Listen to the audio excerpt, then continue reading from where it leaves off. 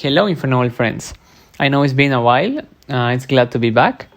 So, it looks like I took a break, but honestly, I was just theorizing and doing a lot of matches with TCG build. But right now, for the first time on this channel, I'm gonna show you my take on a Master Duel deck for Infernoble, utilizing the Brave engine, because this just became legal and I think it's extremely good. The pros are that it let us beat Floodgate's deck more often without having to play like Harpy, Feather Duster and hope to draw it. In Master Duel is a best of one, so having this to out Floodgates is really useful. And then also let us have more outs to stuff like Imperm or Nip. And my favorite part is the fact that we can have an Omni Negate and full combo under 3 main monster zones thanks to Aurora Dawn being legal here in Master Duel, and also having All Lion and Jet Synchron. So I'm gonna show you my idea on the combo, how to utilize this, and also the deck profile after this. So I have 2 decks. This is 60, but we can also play it at 40. I'm gonna show you both, don't worry. So let's begin. So just so you know, we are playing triple Gearfried here, and sometimes I'm gonna do a combo line where we utilize the free token and just put Gearfried as a negate, because here we have access to one equip, and then Oliver could be the other equip, so we banish one, equip the other, and then the Brave engine can get us a Fire Warrior called Magicor. You're gonna see it on the deck profile. So we could get the 2 warriors and then Gearfried protecting the combo. And that's nice because that get us a free token to utilize. If we are using the Brave negate, we have to keep 2 bodies. With Gearfried, only 1. But in this example, I'm gonna try to be straightforward and just use the Brave engine. Because also, it's more resilient. It beats Imperm and this doesn't. As simple as that. In this case, we already opened the equip, so there was no point in trying to search it. We just search the negate, discard the equip it. A nice synergy is that the equip comes back to the field, which means it's a free fodder for Oliver, and later on could be a free fodder for Gearfried. Right now, if we were going second, we already have Gearfried live. Then here, of course, we are gonna use Flint and keep Gearfried until the end because it's a better follow-up or just another interruption. Then, in this build, because we have to play Jet Synchron and we are not going to play bricks like Bamboo Sword, we have to utilize Isolde as the discard fodder for Jet, almost always. Unless we somehow have a useless card in hand. But most of the time, Isolde have to search a red layer. And this is the best card to use as a free discard. Because later on in the combo, we can activate Pot of Greed without using banned cards. We are going to draw 2. And sometimes we could get an extender. If we search Flint, then we draw Flint, it's going to be dead. If we search Oliver and then we draw Oliver, it's going to be dead. You know what I mean? Or Renault. So we'd rather search red layer all the time. Also, sometimes if we can make Isolde without normal summon, it's really valuable because then our draws, even if they are hand traps, we can just normal summon them and use them as an extender. So then we just dump equips. Here we are not dumping Durendal because we didn't utilize Renault. So when we Pot of Greed, we would really want to get Renault or Durendal or Heritage to get a double extender. So that's why we keep triple Durendal in the deck. Then here we are just simulating what happens if they try to negate. We would use Griffin Rider, and then we would just summon Gearfried and equip it, and then keep comboing, having a negation. So I think it's really useful to do that. But this is just an example. So right now we are going back to having the Omni Negate.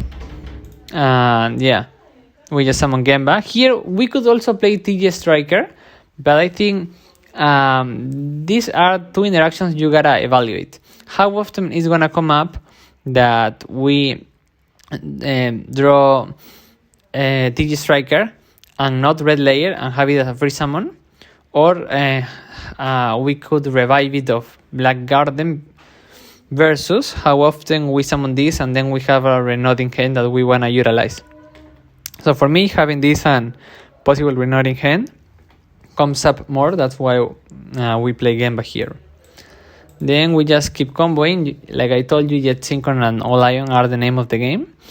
Now here we tribute these two, get the Olion. Now here we go into Garden Rose Maiden, which is like the key part of the combo. This allow the combo to be legal, to be possible. Now here we like chainlink 1 Maiden, chainlink 2 Olion all the time. We get like Garden. What I like about this card is that if we are like breaking a board or even just going first, this is an extender. Like if we summon Isolde and let's say they negate the first effect, we can like summon anything else and link them into, I don't know, a unicorn, and then we already 2 summons, and then this can revive Isolde and use the second effect and go on. So I think it's nice to use it because then this can grab this Black Garden from the graveyard as well, which is nice, really nice. So here we use the discard fodder, the Red Layer, but always first we gotta put the Black Garden here.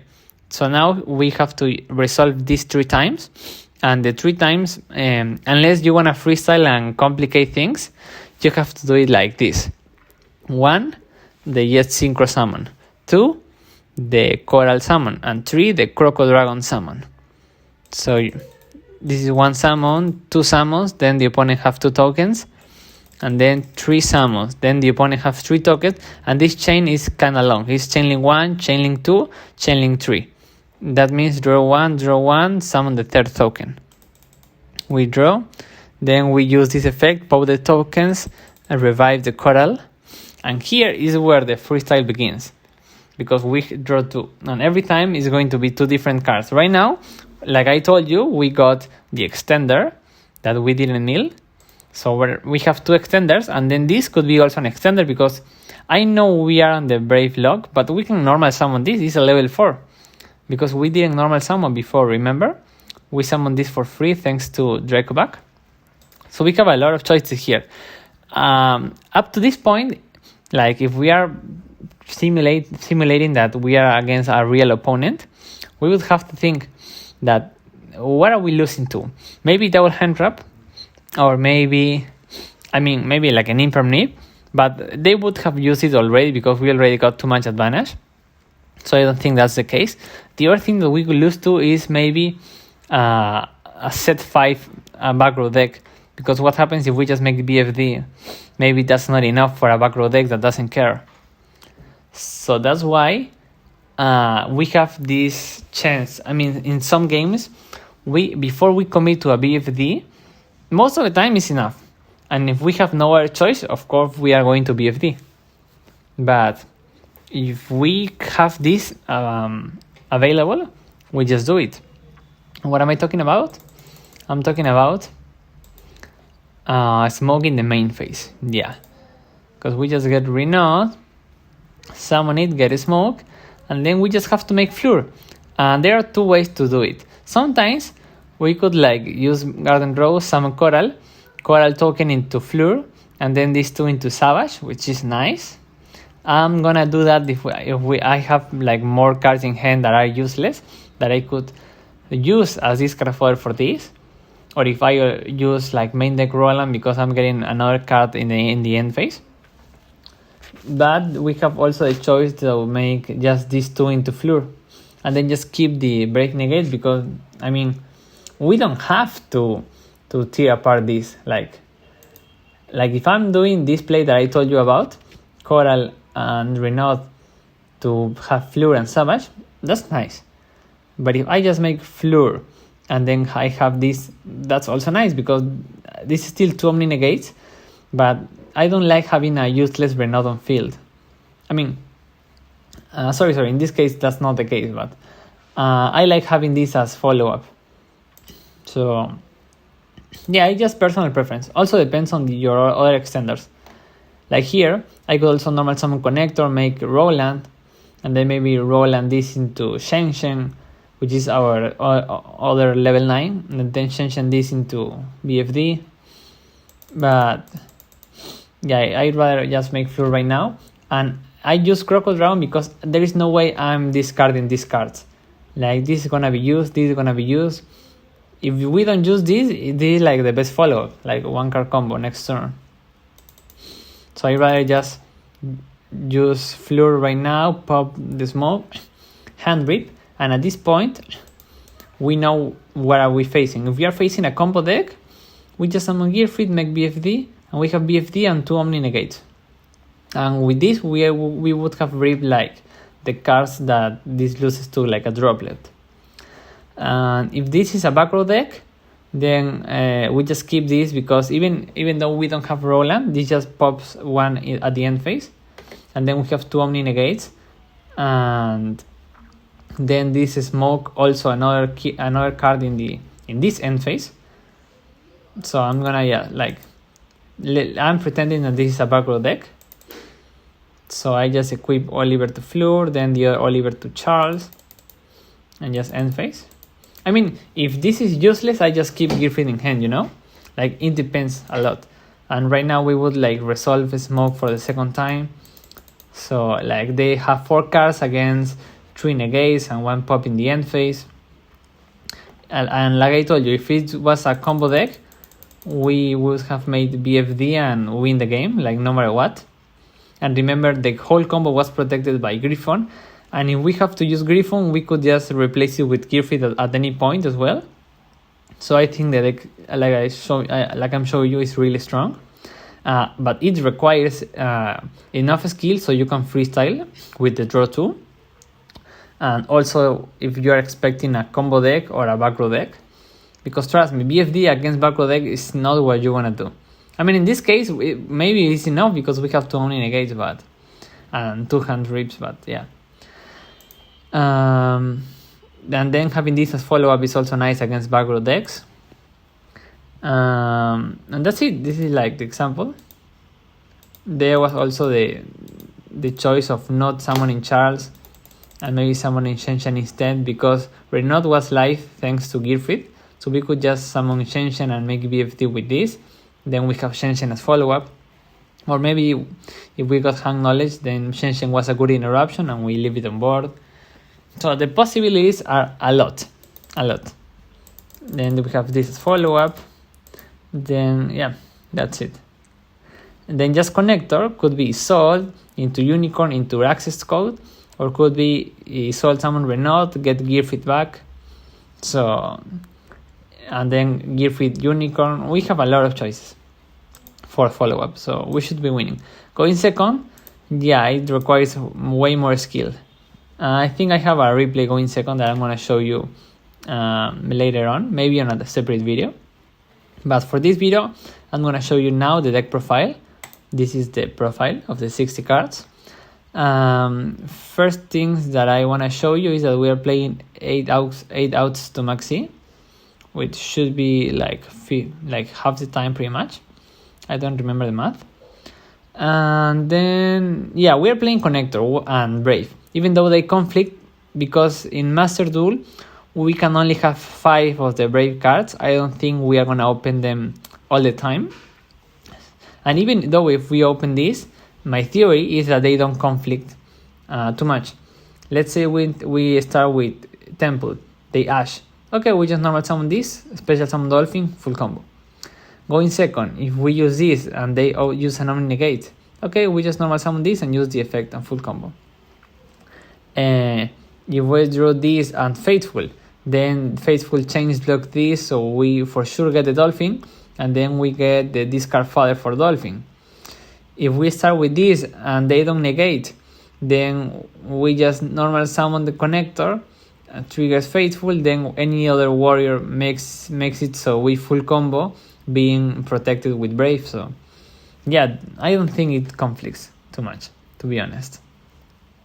We could also like normal summon this, special summon dolphin, discard this as cost, and then this also get us another card. And if we are not using this because we already use a normal summon effect, we just discard it for Jet Synchron later on. So yeah, you have to get creative. Foolish could also mill Jet or All Lion, and sometimes going second, that's huge. Like this get us a machine token to summon Auroradon after Hulky gets negated comes up. Trust me. Anyway, so I'm gonna explain you. Yeah, three connector, 4 connectors, 5 of the Brave Engine and 1 Dolphin, like the starters. Then the best extenders, generic, and this could be like the Fourier Warrior, could be a free level 7 on board, or could be a free level 4 token on board. Yeah. So I think it's quite generic. It's like the 8 Rhoda. More Rhodas, the extenders, the Fire Warrior. This comes up a lot. Even in the 40 card build, I'm playing this. Triple Giffrid, because we have access to 6 equips.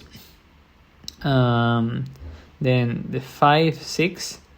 So it's like, well, 12. Then the 1 card combo, because this just access is all. So it's like 16.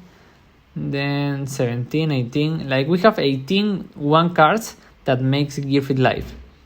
I think it's live most of the time. Then yeah, the Gemba, that could be TJ Striker if you think it comes up for you.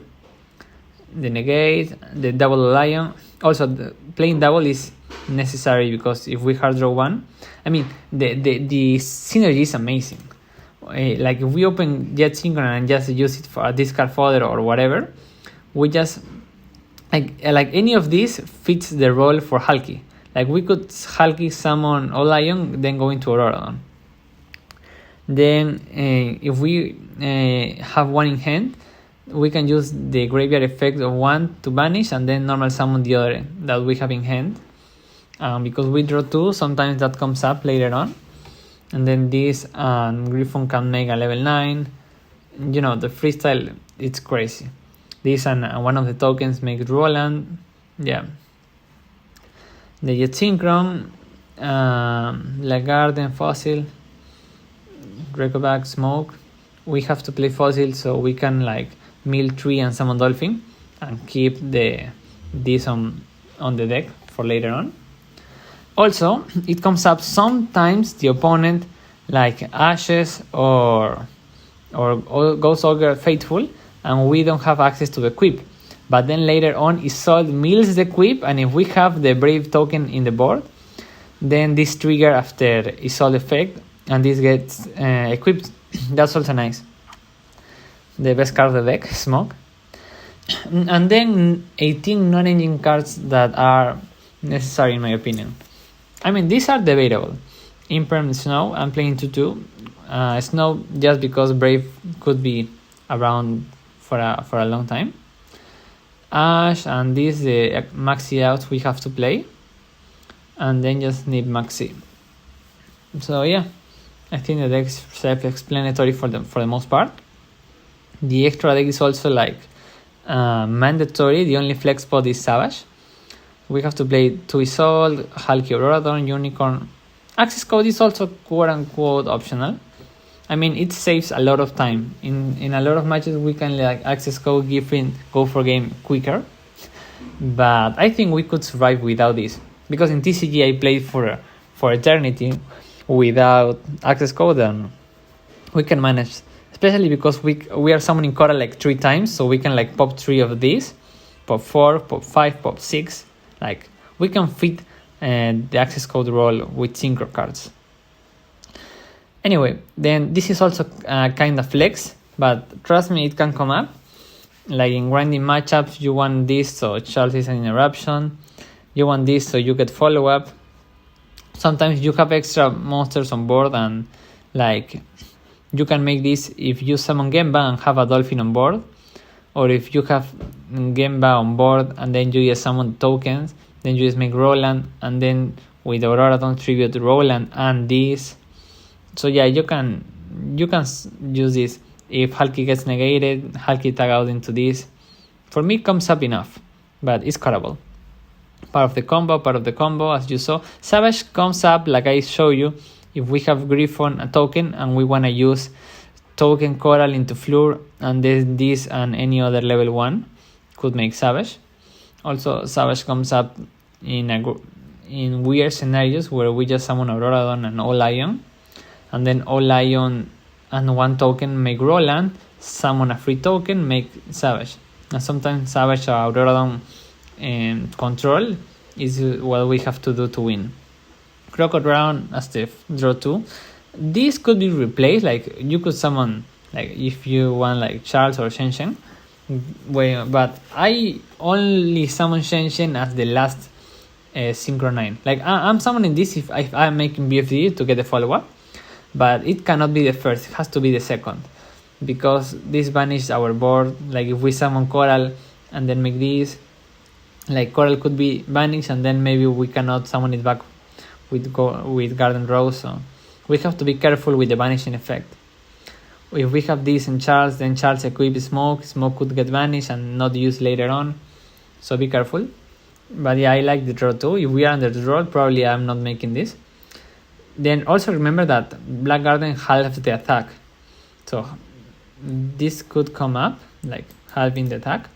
If we summon Charles, then maybe not, because Charles is gonna go to 15, in the end phase to 20, with Roland to 25, and then it's pretty much like the same.